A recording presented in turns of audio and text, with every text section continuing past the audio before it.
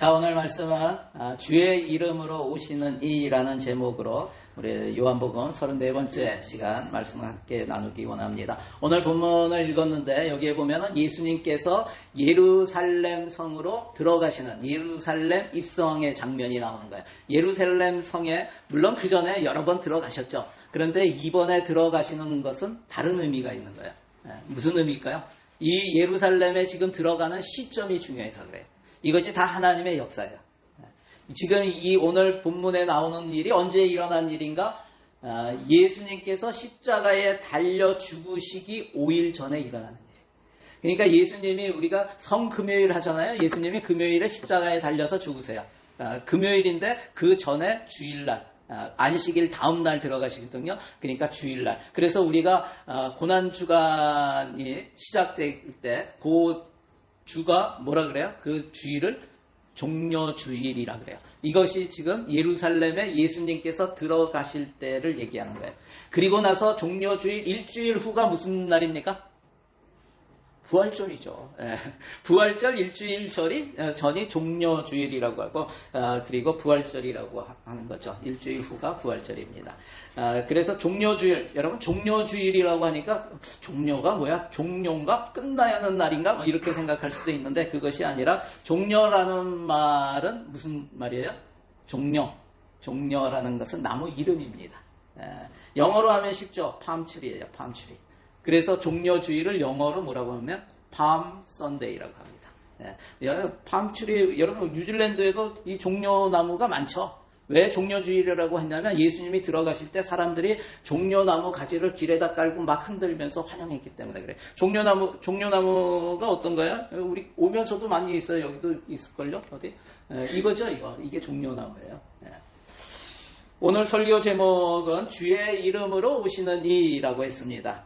이것은 오늘 본문 두 번째 구절이 13절에 나와요. 우리 같이 한번 읽어볼까요? 13절. 자, 시작. 종려나무 가지를 가지고 맞으러 나가 외치되 호산나 찬송하리로다 주의 이름으로 오시는 이 곧 이스라엘의 왕이시여 하더라. 예수님은 주의 이름으로 오시는 이입니다. 주의 이름으로 오셨다라는 거예요. 이것은 하나님이 보내셨다라는 거예요. 하나님이 보내신. 여러분 오늘 이 말씀을 통해서 우리는 주의 이름으로 오신 이인 예수님을 더 알고 하나님의 뜻을 아는 그런 시간이 되길 바랍니다. 오늘 첫 번째로 나눌 것은 예수님은 어떠하셨는가? 예수님은 말씀에 순종하셨다라는 거예요. 말씀에 순종하신 예수님. 예수님의 예루살렘 입성을 맞이하는 사람들은 어떤 사람들이 맞이했어요? 많은 사람들이 있었어요. 그 주류가 뭐예요? 12절에 나오죠. 어떤 사람들이 그 대부분의 많은 사람들이 왔는데 그 주류가 누구였는가? 12절에 보면 그 이튿날에는 명절에 온 큰 무리가 예수께서 예루살렘으로 오신다는 것을 듣고 여기에 그 많은 무리가 모였는데 그들의 대부분이 누구였는가? 그들은 예루살렘에 원래부터 살고 있던 사람들이 아니라는 거예요. 물론 그런 사람들도 있었겠죠. 그런데 더 많은 사람들이 누구냐면 명절에 무슨 절이에요? 지금 6월절이죠. 예수님이 6월절 어린 양으로 죽으시잖아요. 그러니까 6월절에 디아스포라 사람들, 많이 이스라엘에 사는 사람들이 아니라 각 지역으로 흩어져서 사는, 우리도 디아스포라죠. 디아스포라 한국인. 한국이 원래 고향인데 떠나와서 사는 사람들, 이거 디아스포라거든요. 그래서 유대인들도 마찬가지예요. 이스라엘 그 지역에 살았던 사람들이 다른 나라로 이주해서 살던 사람들이 명절이 되면은 하나님께 제사 드리기 위해서 모였거든요. 그래서 명절에 온 큰 무리가 예수께서 예루살렘으로 오신다는 것을 듣고, 여러분 그 사람들이 들었다고 합니다. 뭘 들었을까요? 그동안에 예수님이 하신 일을 들었겠죠. 그러니까 예수님이 특히 그 전에 어떤 일이 일어났어요? 나사로를 살린 일이 일어났죠. 이런 것들이에요. 그래서 예수님이 기적을 일으키시고 병자를 고치시고 죽은 자를 살리시는 그 예수님이 오신다. 지금 예루살렘에 들어오신다. 이러니까 그 얘기를 듣고 그래 나도 가보자. 그러면서 그 예수님을 환영하는 세레머니를 하는 것을 봅니다. 어떻게 합니까? 우리 13절 보니까 종려나무 가지를 가지고 맞으러 나가 외칩니다. 종려나무 가지를 외쳐요. 호산나 찬송하리로다 주의 이름으로 오시는 이 곧 이스라엘의 왕이시여 하더라. 종려나무를 왜 가지고 나갔을까요? 종려나무가 보면은 구약에 보면은 종려나무를 가지고 하는데 종려나무가 의미하는 게 있어요. 이것은 구원의 기쁨, 또 승리, 감사의 표시, 이것을 종려나무를 가지고 표현했어요. 그것이 레위기 23장 40절에 보면은 첫날에는 너희가 아름다운 나무 실과와 종려나무 가지와 무성한 나무 가지와 신의 버들을 취하여 너희의 하나님 여호와 앞에서 이래 동안 즐거워할 것이라, 이렇게 돼 있어요. 여러분, 초막절을 지키면서 이거 얘기하는 거예요. 초막절을 지키면서, 초막절이 뭐예요? 그들이 이집트에서 노예되었던, 종되었던 삶에서 구원받아서 나와서 광야에 지낸 것, 하나님께서 광야로 인도하셔서 우리를 먹이셨다, 이거 살리셨다, 이것을 기념하는 거 아니에요. 그 기쁨을 나타낼 때 종려나무 가지를 사용하는 것을 보게 됩니다. 그래서 하나님의 구원을 즐거워한다고 말씀합니다.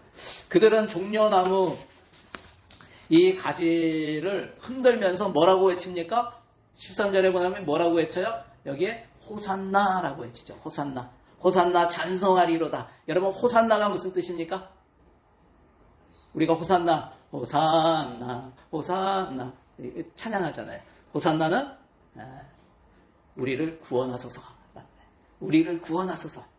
그들이 지금 예수님을 구원자로 맞이하는 거예요. 우리를 구원하소서라고 외칩니다. 그렇게 호산나 이스라엘의, 또 뒤에는 뭐라 그래요? 이스라엘의 왕이시여라고 외쳐요. 이제는 여러분, 이스라엘의 왕이시여, 그가 오면 우리는 구원됩니다 라고 하는 그들의 기대와 그들의 바람을 가지고 막 흔들면서 외치는 거예요. 그럴 때 그들이 생각하는 그 마음의 기대와 바람이 뭘까요? 어떤 마음으로 이렇게 외쳤을까요? 그들은 예수님이 오신다니까, 와, 이제는 그가 일어나셔서 우리를 로마의 압제로부터 구원하실 것이다 라는 그러한 기대가 있지 않겠어요? 그러면 그들이 바랬던 예수님의 입성, 예루살렘으로 들어오시는 모습은 어떤 모습일까? 제가 AI한테 한번 그려봐라 그랬어요. 그랬더니 이렇게 그렸어요. 말을 타고 왕관을 쓰고 왕복을 입고 뒤에 군사들을 데리고 들어오는 거죠. 그죠? 이런 모습일 거예요. 그런 것을 기대했을 거예요. 그런데 예루살렘 성으로 들어오시는 예수님의 모습은 그들이 생각했던 것과는 많이 달랐어요. 이렇게 말을 타고 왕복을 입고 왕관, 많은 사람들, 군사들을 데리고 오는 것이 아니라 이러한 모습을 보았어요. 조그만 낙이 새끼를 타고 오셨어요. 여러분, 개선 장군처럼 큰 말을 타지 않고 한 번도 타보지 않은, 사람이 타지 않은 작은 나귀 새끼를 타고 들어오셨어요. 예수님은 정치적인 왕이 아니세요. 사람들은 예수님이 정치적인 왕으로 이 힘을 가진 왕으로 그렇게 해서 우리를 구원해 주기를 원했는데 예수님은 겸손의 왕으로 오셨어요. 그 모습은 구약의 스가랴에 이미 예언되어 있던 말씀이에요. 우리 스가랴서 9장 9절 말씀 같이 한번 읽어볼까요? 자, 시작. 시온에 따라 크게 기뻐할지어다. 예루살렘에 따라 즐거이 부를지어다. 보라, 내 왕이 내게 임하시나니 그는 공의로우시며 구원을 베푸시며 겸손하여서 나귀를 타시나니 나귀의 작은 것 곧 나귀 새끼니라. 여러분, 예수님은 사람들의 기대와 바람에 따라서 움직이시는 분이 아니에요. 예수님은 사람들의 열광이나 그들의 바람에 따라, 기대에 따라 맞추어서 행동하지 않고 무엇에 맞추어서 행동하세요? 지금 기록된 하나님의 말씀에 따라서 그 말씀이 이루어지도록 그 말씀에 따르는 그러한 행동을 하는 것을 보게 됩니다. 여러분, 이 모습에서 우리는 이 세상과 교회가 어떻게 달라야 하는가를 알게 되는 거예요. 하나님께 속한 성도가 세상 사람들과 어떤 구별된 삶을 살아야 하는지를 우리에게 알려주고 있는 거예요. 여러분, 이 세상은 힘을 자랑합니다. 많이 가진 것을 내세우고 또 못 가진 자들을 업신여기며 무시합니다. 공부를 하는 것도 남들보다 더 높아지고 더 많은 것을 가지기 위해서 합니다. 높이 올라가 다른 사람들을 다스리기 위해서 공부를 합니다. 그렇게 또 일을 합니다. 여러분, 그런데 우리 성도들은, 예수 믿는 하나님의 백성들은 달라야 합니다. 우리는 달라야 합니다. 왜 공부합니까? 여기 우리 학생들도 있고 청년들도 있고. 왜 공부합니까? 또 여기 우리 장년들 왜 열심히 일을 해야 합니까? 다른 사람을 구원하기 위해서 하는 거예요. 다른 사람을 도와주기 위해서 하는 거예요. 예전에 이런 말이 있었죠. 공부해서 남주냐? 그런데 어떤 목사님이 그렇게 말씀하셨어요. 공부해서 남주자. 공부해서 남주자. 우리는 내가 잘 되려고 사는 인생이 아니라 예수님은 자기를 버리시고 다른 사람을 위해서 생명까지 주신 분이에요. 우리는 예수 닮아가는 사람들이에요. 공부해서 남주냐? 예, 남줘야죠. 여러분, 공부해서 남줍시다. 열심히 일해서, 열심히 벌어서 뭐 하려고요? 내가 더 편하게 살고, 내가 더 좋은 일, 내가 더 즐거운 일들 많이 하면서 희락을, 환희를 느끼면서 이 땅에서 사는 거, 이것을 위해서 하십니까? 아니라는 거예요. 옆에 있는 사람들 도와주기 위해서. 여러분, 다른 사람을 잘 되게 해주기 위해서. 우리는 그랬잖아요. 우리는 다른 사람을 성공시키는 사람이다. 한번 따라해 보실래요? 나는 다른 사람을 성공시키는 사람이다. 여러분, 부모님은 자녀를 성공시키는 사람이에요. 그래서 서포트 하는 거예요. 뭘 성공시켜요? 이 땅에서 떵떵거리면서 사는 거, 그게 아니라 하나님 앞에서 믿음의 삶을 살아가고 하나님 앞에서 하나님이 인정하는 그런 사람이 될 수 있도록 그렇게 밀어주고 기도하고 함께하는 거예요. 여러분, 우리는 다른 사람을 성공시키는 사람, 나만을 위해서 사는 사람이 아님을 기억하시기 바랍니다. 여러분, 기독교는요, 철저히 이타적이에요. 기독교 영성의 가장 중요한 것 중에 하나는 이기적이 아니라는 거예요. 철저히 이타적이에요. 다른 사람을 위해서 내가 헌신하고, 다른 사람을 위해서 내가 내 시간을 쓰고, 다른 사람을 위해서 내가 내 물질을 쓰고. 여러분, 그러한 삶을 사는 저와 여러분 되시기를 바랍니다. 한번 따라해보세요. 우리 학생들, 청년들, 공부해서 남주자. 네. 자, 우리 열심히 일해서 또 공부해서 남주는 주님을 섬기고 이웃을 섬기고 또 이웃을 도와주는 그러한 사람들 되시기를 바랍니다. 빌립보서 2장 5절에 사도 바울은 성도들에게 예수의 마음을 품으라고 합니다. 2장 5절에 보면 너희 안에 이 마음을 품으라 곧 그리스도 예수의 마음이니. 우리가 품어야 할 것이 뭐라고요? 예수의 마음을 품으라고요. 예수의 마음이 뭘까요? 그 뒤에 나오죠. 2장 6절부터 8절 우리 같이 한번 읽겠습니다. 자, 시작. 그는 근본 하나님의 본체시나 하나님과 동등됨을 취할 것으로 여기지 아니하시고 오히려 자기를 비워 종의 형체를 가지사 사람들과 같이 되셨고 자람의 모양으로 나타나사 자기를 낮추시고 죽기까지 복종하셨으니 곧 십자가에 죽으심이라. 예수님은 자신이 하나님이셔서 하나님과 동등한 대우를 받을 당연한 권리를 가지신 분이시죠. 그렇지만 그 권리를 주장하지 않으시고 스스로 낮아지셔서 사람의 모양으로, 종의 모양으로 오신 것만이 아니라 그는 다른 사람을 살리기 위해서 십자가에 죽기까지 더 낮아지고 하나님과 동등하지만 하나님의 말씀에 온전히 순종하는 그러한 모습을 보였습니다. 마땅히 받을 권리, 우리가 권리를 주장할 때 관계가 어려워져요. 너 엄마 아빠한테 이것밖에 못해? 내가 얼마나 했는데? 이러면 관계가 힘들어지는 거예요. 내가 엄마 아빠 위해서 얼마나 저기 했는데요. 내가 얼마나 열심히 했는데요. 나를 이렇게 알아주지도 않으세요. 이렇게 하면 안 돼요. 여러분, 당연한 건 없어요. 우리가 사랑받는 거, 부모한테 받는 사랑 당연한 거 아니에요. 그렇다고 생색내면 안 돼요. 여러분, 생색내지 마시고 당연한 거 없다는 것을 기억하시기 바랍니다. 내가 받을 당연한 권리, 그거를 주장하지 않고 오히려 더 낮아지셔서 하나님께서 우리를 자꾸 낮추시기 위해서 하시는 일이 있어요. 여러분, 자꾸 낮아져야 돼요. 우리는 신앙생활에 더 가면 갈수록 더 낮아져야 돼요. 더 겸손해져야 돼요. 여러분, 그렇게 하는 게 쉽지가 않아요. 우리는 세상 살면서 낮아질 수가 없는 사람들이에요. 그런데 하나님께서는 우리를 사랑하셔서 예수님 닮게 하세요. 그래서 낮아지게 하세요. 그래서 허락하시는 일이 있어요. 그게 뭘까요? 그게 고난입니다. 이건 아닌데. 그건 없어도 되는데. 여러분, 힘들고 고통스러울 때를 허락하세요. 하나님. 예상하지 못했던 아픈 사건을 허락하세요. 생각하지도 못했던 억울한 일을 당하게 하세요. 여러분, 그런데 기억하세요. 고난에는 반드시 하나님의 뜻이 있습니다. 한번 읽어볼까요? 시작. 고난에는 반드시 하나님의 뜻이 있다. 여러분, 고난에는 반드시 하나님의 뜻이 있어요. 그 하나님의 뜻이 무엇일까요? 이 상황에 따라 여러 가지가 있을까요? 하나님의 뜻이. 나의 삶의 방향을 바꾸실 때도 있고, 어떨 때는 하나님이 원하시는 일을 하도록 자꾸 만드시는 경우도 있고. 그런데 저는 이 한 가지는 반드시 있다고 생각해요. 모든 고난 가운데 이 한 가지는 반드시 있어요. 그게 뭐냐면, 고난은 우리를 겸손케 합니다. 모든 고난은 우리를 겸손케 합니다.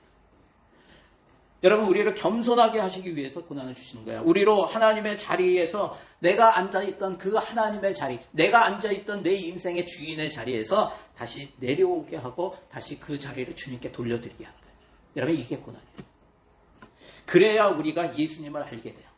우리가 주인 자리에 있으면 예수님을 알 수가 없어요. 우리는 예수님을 닮아갈 수가 없어요.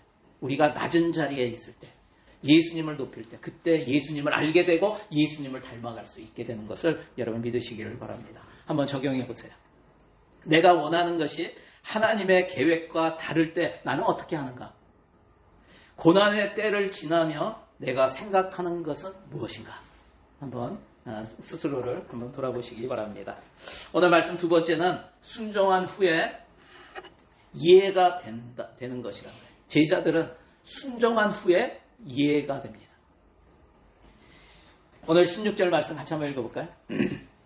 자, 시작. 제자들은 처음에 이 일을 깨닫지 못하였다가 예수께서 영광을 얻으신 후에야 이것이 예수께 대하여 기록된 것인가 사람들이 예수께 이같이 한 것임이 생각났더라. 아멘. 제자들이 처음에는 깨닫지 못했다고 합니다. 그들이 깨닫지 못한 이 일은 무엇일까요? 이 일을 깨닫지 못했다고 그랬는데 이 일이 뭘까요? 예수님께서 왜 어린 나귀 새끼를 타셨는지를 몰랐다는 거예요.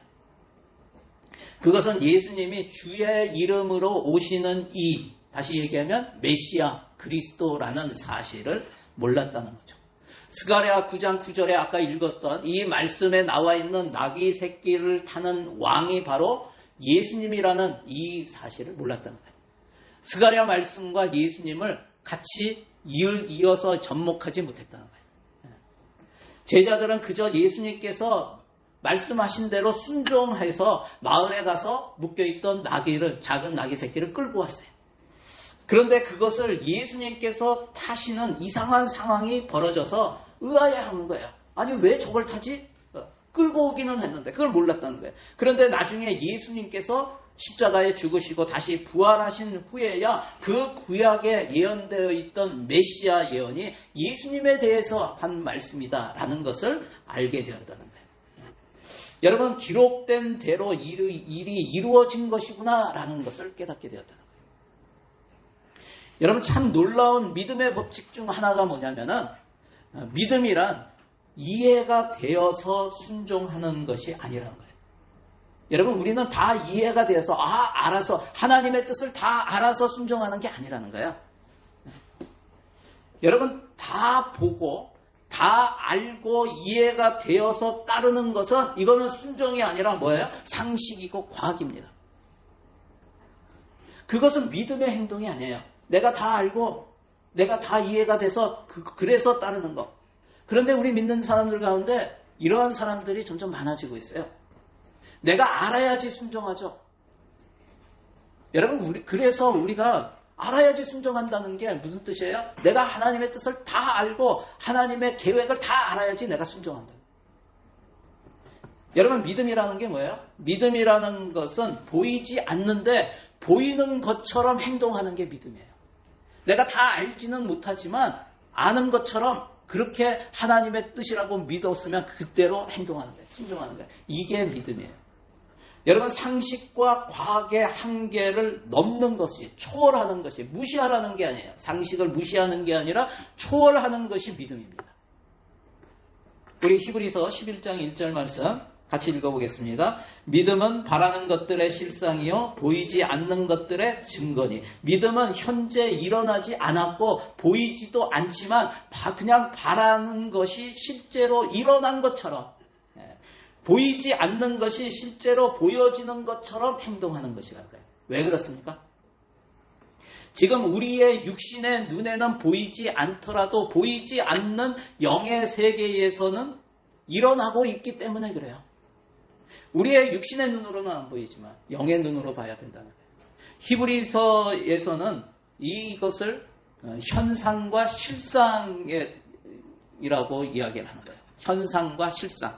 여러분, 히브리서 11장 우리 3절 말씀 읽어볼까요? 시작. 믿음으로 모든 세계가 하나님의 말씀으로 지어진 줄을 우리가 아나니 보이는 것은 나타난 것으로 말미암아 된 것이 아니니라. 여러분, 이 말씀에서는 현상과 실상이 나옵니다. 여기에서 모든 세계가 뭐예요? 여기에 다른 말로 보이는 것, 나타난 것, 이게 모든 세계.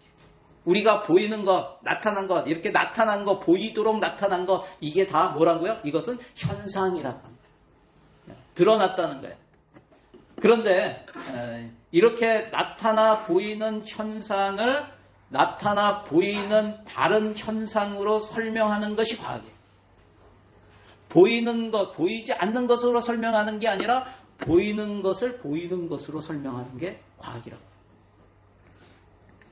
여러분, 그런데 뭐라고 합니까? 보이는 것은 나타난 것으로 말미암아 된 것이 아니다라고 말씀하세요.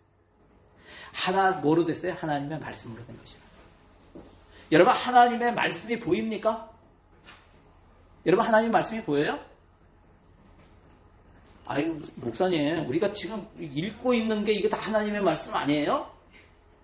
여러분, 이것은 하나님의 말씀을 기록한 것입니다. 하나님의 말씀이 말이 보여요? 말은 보이는 게 아니에요. 그런데 기록된 것을 우리가 읽는 것이고 보는 것이죠. 여러분, 모든 것은 하나님의 말씀으로 되어 있습니다. 성경은 하나님의 말씀을 기록한 것입니다. 그 하나님의 말씀이 누구예요? 예수님이에요. 그 하나님의 말씀은 태초부터 하나님과 함께 존재했던 하나님이시고, 이 말씀 하나님이 이 땅에 사람의 모양으로 오신 분이 예수님인 거예요. 그래서 말씀이 보여지게 된 것이에요. 여러분, 보이지 않는 하나님의 말씀이 바로 실상이에요. 이게 실상이에요. 우리가 보이지 않는 실상을 알게 되는 것은 그 말씀에 순종할 때인 거예요. 우리가 그 말씀에 순종하면 실상을 알게 돼요. 많은 사람들이 하나님을 몰라서, 이해가 안 돼서, 상식적이지 않아서 못 믿겠다고 합니다. 제가 그랬어요. 이게 말이 돼? 그랬어요, 이게. 하나님이 태초에 하나님이 천지를 창조하시냐.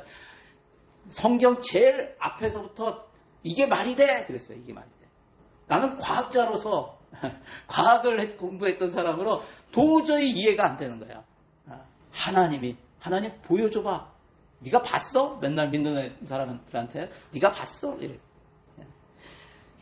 여러분, 말도 안 되는 소리라고 생각을 했고, 그렇게 말도 안 되는 것을 믿는 사람들이 다 어리석고 무식하다, 미친 사람이다 라고 보였어요.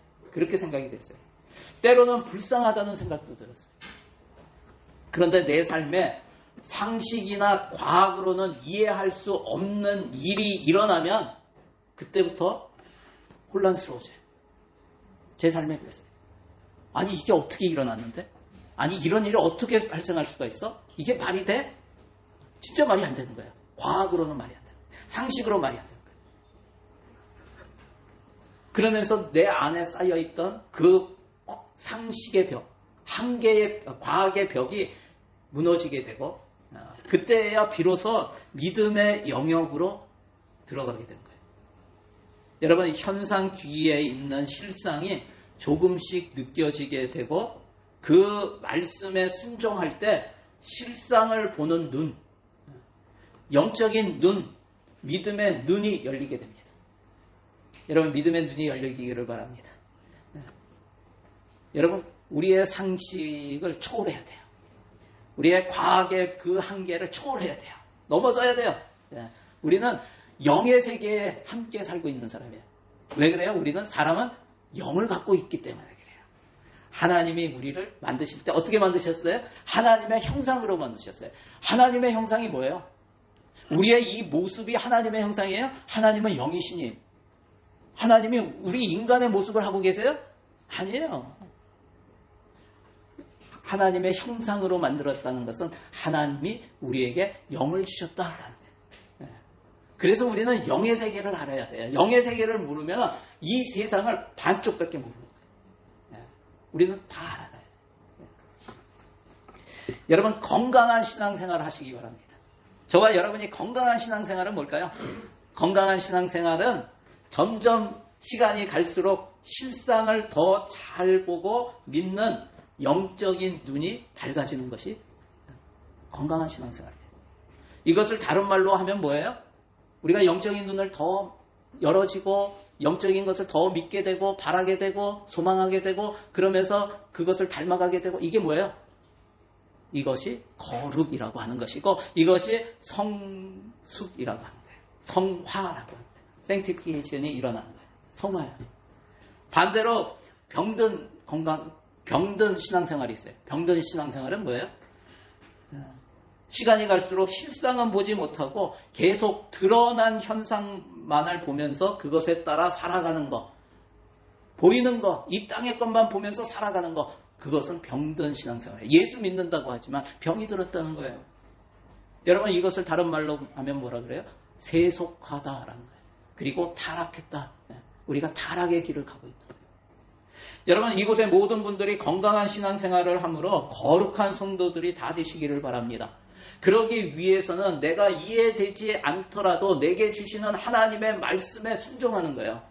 내게 주시는 하나님의 말씀에 순종해야 돼요. 그런데 문제가 뭐예요? 내게 주시는 하나님의 말씀이 뭔지 몰라. 나를 향한 하나님의 뜻이 무엇인지 몰라.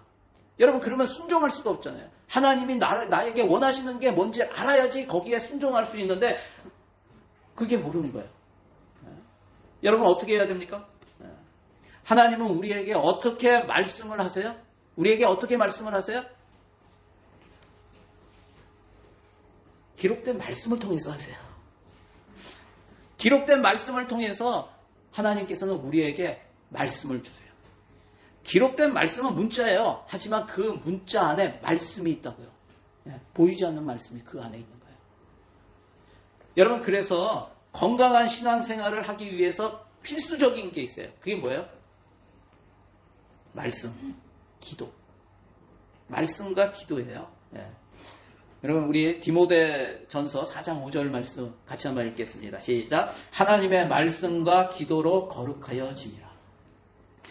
여러분 내가 지금 건강한 생활을 하고 있는가 아니면 병들었는가를 알 수 있는 게 뭐예요? 내가 지금 말씀을 붙들고 있는가? 내가 지금 기도를 하고 있는가? 이거예요. 내가 지금 말씀 붙들고 있는가? 내가 기록된 말씀을 통해서 하나님의 말씀을 먹고 있는가? 아니면 내가 하나님 말씀을 읽은 지 지금 딱 일주일 됐어. 지난 주일날 와서. 이러면 지금 점점 병들고 있는 거예요. 건강하지 못해요. 영양 부족이에요. 영양 실조에 걸리고 있어요, 여러분. 그래서 매일 하나님의 밥도 일주일에 한 번 먹어봐요. 여러분 힘이 없어요. 매일 먹어야 돼요. 나는 오늘 말씀을 붙들고 있는가? 나는 오늘 기도하고 있는가? 여러분 이걸 보면은 내가 건강한 신앙생활을 하고 있는가 아니면 지금 병들어서 영양실조에 걸리고 있는가 그것을 보게 되는 거예요. 매일 말씀과 기도를 통해 하나님의 음성을 듣고 또 거기에 순종함으로 상상 이 실상을 볼 수 있는 우리의 영적인 눈이 열려지고 더 밝아지시길 주님의 이름으로 간절히 축원합니다. 한번 적용해 보세요. 나의 판단과 결정은 현상에 따른 것인가 실상에 따른 것인가?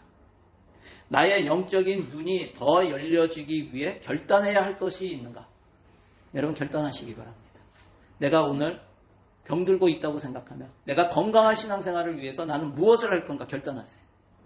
그리고 내가 오늘 판단하는 것이 내가 상식과 과학 안에서 이 땅의 것에 세상적인 그런 기준에서 하는가 하나님의 뜻에 따라서 하나님의 기준에 따라서 하는가 한번 돌아보시는 저와 여러분 되시기를 바랍니다.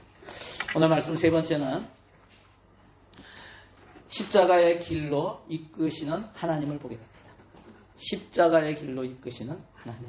예수님께서 예루살렘에 들어오실 때 엄청 많은 사람들이 예수님을 맞이하며 호산나를 외쳤다고 했어요. 그 이유가 무엇인가? 그 이유가 무엇이에요? 17절에 나와 있어요. 17절에 보면은 나사로를 무덤에서 불러내어 죽은 자 가운데서 살리실 때에 함께 있던 무리가 증언한지라. 지금 이 사람들이 예수님이 죽은 나사로가 나흘이나 된 그 묻은 지 나흘이나 된 사흘이 지난 그 나사로야 나오라 그랬더니 걸어서 나왔어요. 이것을 보았던 사람들이 그 사실을 예수님이 죽은 자를 살리셨다라는 사실을 증언했기 때문에 많은 사람들이 모였다는 거예요. 여러분 그들이 외쳤어요. 어떻게 외쳤을까요? 예수님이 죽은 사람을 살리셨습니다. 이렇게 외쳤겠죠. 예수님이 죽은 사람을 살리셨어요. 이렇게 안 했을까요? 엄청나게 흥분돼서 얘기했을 거예요. 죽은 자를 살리신 예수님이 지금 예루살렘으로 들어오십니다. 이랬을 거예요. 그렇게 증언하니까 어떻게 되었다고 합니까? 18절에 보면은 이에 무리가 예수를 맞으면 이 표적 행하심을 들었음이라라 들었다고 합니다. 그러니까 놀라운 거야. 죽은 자를 살리신 그 예수님이 오신다고 이 예루살렘에 들어오신다고 그랬더니 많은 사람들이 모이는 것이죠. 그러면서 예수님을 맞이했다는 거예요. 그것을 보면서 바리새인들이 뭐라고 합니까? 서로 이야기를 합니다. 서로 뭐라고 해요? 19절에 보면은 바리새인들이 서로 말하되 볼지어다 너희 하는 일이 쓸데없다 보라 온 세상이 그를 따르는도다 하니라. 지금 여기서 바리새인들이 서로에게 얘기하는 거야. 서로에게 야 너희 하는 일이 쓸데없어. 너희 하는 일이 쓸데없어라고 하는 게 무슨 뜻일까요? 그들이 지금 뭘 했어요 그동안에? 어떻게 하면은 이 예수님의 흠집을 잡아서 사람들이 예수님으로부터 멀어지게 할까? 그를 따르지 않게 할까? 어떻게 하면 예수님을 죽일까? 이것을 얘기했는데 지금 보니까 어때요? 온 세상의 사람들을 예수님을 따르는구나, 그를 따르는구나 이렇게 얘기하는 거예요. 여러분, 온 세상이 예수를 따른다고 얘기했어요. 이 사람들 좀 이상한 거 아니에요? 지금 여기에 모였어도 아무리 많이 모였어도 어떻게 온 세상이라고 얘기해요? 여러분, 이들은 지금 무의식 가운데 그들을 통해서도 하나님이 말씀하시는 거예요. 예언하는 거예요. 이 말씀이 이루어져요. 온 세상에 따르는 예수예요. 여러분, 그의 말대로 예수님은 온 세상이 따라야 할 만왕의 왕이시고 또 이 세상에 오신 유일한 구세주이십니다. 바리새인들은 그렇게 되는 것을 막으려고 했지만 하나님이 계획하시고 하나님이 행하시는 이 구속의 역사를 막을 수는 없는 것이죠. 지금 하나님이 예루살렘 성에 들어가시는 예수님께 하시는 일이 무엇이에요? 왜 지금 이 예루살렘으로 지금 들어가게 하세요? 그 예루살렘에서 하나님은 예수님을 십자가로 이끄시는 것을 봐요. 환영 가운데 많은 그 사람들의 외침과 환영하는 그런 축제 분위기 속에서 의외로 하나님은 그를 어디로 이끄세요? 십자가로 이끄신다. 6월절 어린 양 희생 제물로 죽이시려고 하시는 거예요. 이것이 하나님의 뜻이에요. 여러분, 이것이 오늘 하나님께서 우리를 이끄시는 길이기도 하다는 거예요. 우리를 어느 길로 이끄시는가? 내가 죽는 길이 바로 예수님을 따르는 제자의 길이고 우리가 걸어가야 할 길이라는 거예요. 하나님이 우리를 이끄시는 길은 예수님처럼 십자가의 길이에요. 여러분, 마태복음 16장 24절 우리 같이 한번 읽어볼까요? 자, 시작. 이에 예수께서 제자들에게 이르시되 누구든지 나를 따라오려거든 자기를 부인하고 자기 십자가를 지고 나를 따를 것이니라. 여러분, 이 말씀을 읽을 때 어떤 때는 저에게도 너무나 무거워서 읽기도 버거울 때가 있어요. 그런 구절입니다. 이게 제자도에 대해서 예수님이 말씀하시는 거예요. 그래서 이 말씀은 예수님의 12제자에게만 해당하는 말씀이었으면 좋겠다. 나에게는 해당이 안 되는 말씀이라고 생각을 해보지만, 그런데 여기에 예수님께서 하신 이 말씀, 이 부분 때문에 걸려요. 어떤 부분일까요? 누구든지 나를 따라오려거든. 누구든지. 나는 아닌가? 나는 예수님 따라가기 싫은가? 아니잖아요. 나도 예수님 따라가고 싶고, 나도 예수님처럼 행하고 싶고, 예수님이 기뻐하시는 그러한 삶 살아가고 싶고. 그런데 여기에 누구든지에 내가 포함되더라고요. 그렇다면 어떻게 해야 된다고요? 자기를 부인하여야 한다고 합니다. 즉 내가 주인의 자리에서 내려와야 된다는 거예요. 나에게 주신 십자가, 즉 예수님처럼 다른 사람을 살리는, 다른 사람을 구원시키는, 다른 사람을 도와주는, 다른 사람을 하나님 앞에서 성공시키는 그 사명을 위해서 기꺼이 희생하는 삶을 살라라고 말씀하시는 거예요. 여러분, 히틀러 당시에 독일의 유명한 신학자이면서 목사님이 계시죠. 디트리 본 회퍼 목사님입니다. 그가 나를 따르라 라는 The Cost of Discipleship이라는 책에서 이렇게 말씀을 하세요. 그리스도를 따르는 자는 십자가 앞으로 부름받는다. 그리스도를 따르는 자는 십자가 앞으로 부름받는다. 여러분, 십자가 앞으로 부름받는 것이 두려우십니까? 두렵죠. 십자가는 죽는 건데, 십자가는 다 버리는 건데. 그런데 오늘 말씀을 통해서 하나님께서 주시는 놀라운 위로와 격려가 있다는 거예요. 그게 뭡니까? 그것은 우리가 예수를 따르는 자로 그 십자가의 길을 가는 것은 우리 자신의 능력이나 우리 자신의 노력이나 우리 자신의 결단만으로 이루어지는 것이 아니라 하나님께서 그렇게 되도록 우리를 이끄시고 일하신다는 사실이에요. 하나님께서 하세요. 하나님께서. 그렇다면 우리가 해야 할 일은 무엇인가? 우리는 하나님께서 하시도록, 그 일을 행하시도록 우리 자신을 하나님께 맡겨드리면 되는 것입니다. 하나님의 뜻이 이루어지도록 하나님께 맡기는 것이 뭐예요? 이게 믿음입니다. 이게 믿음이에요. 그것을 사탄은 세상에 보이는 것들을 가지고 또 세상에 속한 사람들을 통해서 방해하려고 하는 거예요. 맡기지 못하게 하는 거예요. 자꾸. 야, 너 그거 맡기면 손해야. 너 그거 맡기고 어떻게 살래? 너 그거 포기하면 어떻게 인생 다 망가져? 그래서 못하게 하는 거예요. 우리를 두렵게 해요. 우리를 불안하게 해요. 여러분, 하지만 기억하세요. 하나님은 반드시 우리의 삶을 통해 하나님의 뜻을 이루시고 영광 받으시는 분이심을 기억하시기 바랍니다. 반드시 이루십니다. 여러분, 그래서 하나님께서는 우리가 우리 자신을 주장하지 못하게 고난을 주세요. 우리의 삶에 어떤 일이 일어나도 여러분 두려워하지 마세요. 무서워하지 마세요. 슬퍼하지 마세요. 다 하나님의 뜻이 있어요. 나를 겸손케 해서 예수 그리스도를 닮아가고 정말 건강한 신앙생활로 하나님 앞에 귀하게 쓰임받는 그러한 사람이 되도록 하나님께서 일하십니다. 여러분, 우리의 삶이 그 현장이에요. 우리의 삶이 하나님께서 일하시는 구속사의 현장임을 믿으시기를 바랍니다. 한번 적용해 보세요. 나는 예수님을 따라가기 원하는가? 그것이 부담스럽다면 이유는 무엇인가? 내가 오늘 하나님을 믿고 맡겨야 할 것은 무엇인가? 한번 돌아보시기 바랍니다. 말씀을 정리합니다. 우리 사랑하는 성도 여러분, 오늘 말씀을 통해 우리 가운데 오신 예수님을 주의 이름으로 오시는 참된 왕으로 모시고 내 인생의 주인으로 모시고 그분을 믿고 그분께 모든 것을 맡기고 그분의 길을 따르는 참 제자의 삶을 사시는 저와 여러분이 되시기를 주의 이름으로 간절히 축원합니다. 기도하겠습니다. 오늘 말씀을 가지고 우리 함께 기도하기 원합니다. 기도하실 때 내가 지금 하나님의 오늘 말씀을 통해서 우리 각자에게 하나님이 주신 음성이 있을 거예요. 그 음성을 가지고 하나님, 내가 무엇을 해야 됩니까? 한번 물어보세요. 그리고 내가 결단해야 될 것이 있다면 무엇입니까?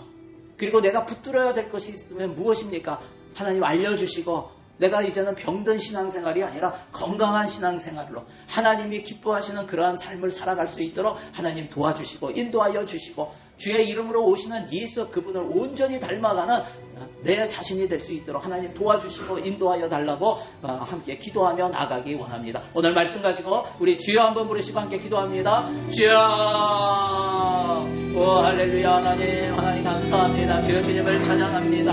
아버지 하나님 우리의 삶을 다시 한번 오늘 말씀을 통해서 돌아봅니다. 내가 지금 무엇을 보고 무엇을 따라가고 있는지 내 삶의 주인이 누구인지 내가 하나님 온전히 주님께 맡겨드리고 주님을 신뢰하고 주님을 따르고 있는지 한번 우리 자신을 돌아봅니다. 하나님 이 땅에 보이는 것들에 아버지 하나님 우리의 마음이 빼앗겨서 아버지 하나님 보이지 않는 영원한 것 그 보이 드러난 것을 만드시고 창조하시고 이끌어가시는 그 십상을 볼 수 있는 우리의 영적인 눈 믿음의 눈이 열려지기를 소원합니다. 하나님 우리의 눈이 열려질 수 있도록 하나님 도와주시고 육신의 눈으로만 보는 것이 아니라 영의 눈으로 보고 믿음으로 판단하고 믿음으로 결단하고 믿음으로 결심하는 그러한 성도들 될 수 있도록 하나님 도와주시고 인도하여 주시옵소서. 내 삶에서 오늘도 일하시고 오늘도 나를 이끄시는 그 주님의 손길을 보게 하여 주시고 그 수면을 붙들고 오늘도 나아가는 우리들이 되기를 소원하오니 하나님 역사하여 주시고 인도하여 주시옵소서. 우리가 오늘도 주님 앞에 아버지 앞에 더 낮아지기를 원합니다. 높았던 마음들 하나님 내려놓게 하여 주시고 자기를 부인하고 하나님께서 우리에게 맡겨주신 그 사명 그 십자가 우리가 지고 가는 저희들 될 수 있도록 하나님 도와주시고 인도하여 주시옵소서. 아버지 하나님 정말 인생에서 가장 중요한 것이 무엇인지를 깨닫는 은혜가 있게 하여 주시고 우리가 현상만 보고 사는 그런 인생 반쪽짜리 인생 살지 않게 하여 주시고 하나님 우리가 아버지 하나님의 영원한 것을 바라보며 하늘을 바라보며 아버지 하나님의 영원한 십상을 바라보며 나아가는 저희들 될 수 있도록 하나님 도와주시고 인도하여 주시옵소서. 하나님 뜻을 이루어 나가며 우리가 이 땅 가운데서 하나님의 영광을 드러내는 그런 인생 될 수 있도록 하나님 축복하여 주시고 인도하여 주시옵소서. 그렇게 하실 주님 찬양합니다. 하나님 감사합니다. 하나님 그렇습니다. 우리가 이 땅에 살면서 하나님의 음성을 날마다 듣게 하여 주시고 또 기도를 통해서 하나님의 마음을 알게 하여 주시고 또 하나님의 능력을 받아서 하나님의 인도하심에 온전히 순종하며 나아가는 그러한 삶 살기를 원합니다. 보이는 것 쫓아가며 사는 그러한 잘못된 인생 살지 않게 하여 주시고 건강한 신앙생활을 할 수 있도록 매일 말씀과 기도로 하나님과 교통하며 하나님의 뜻을 알고 거기에 순종하며 하나님의 영광을 드러내는 그러한 인생이 되기를 하나님 소원합니다. 하나님 축복하여 주시고 인도하여 주시고 우리가 하나님의 음성을 제대로 들을 수 있도록 하나님 역사하여 주시고 우리의 삶을 인도하여 주시옵소서. 믿음으로 사는 우리의 성도들 다 될 수 있도록 축복하여 주시옵소서. 그렇게 하신 주님을 찬양합니다. 감사드리며 예수님의 이름으로 기도드리옵나이다. 아멘. 우리 하나님께 영광의 박수 올려드리겠습니다.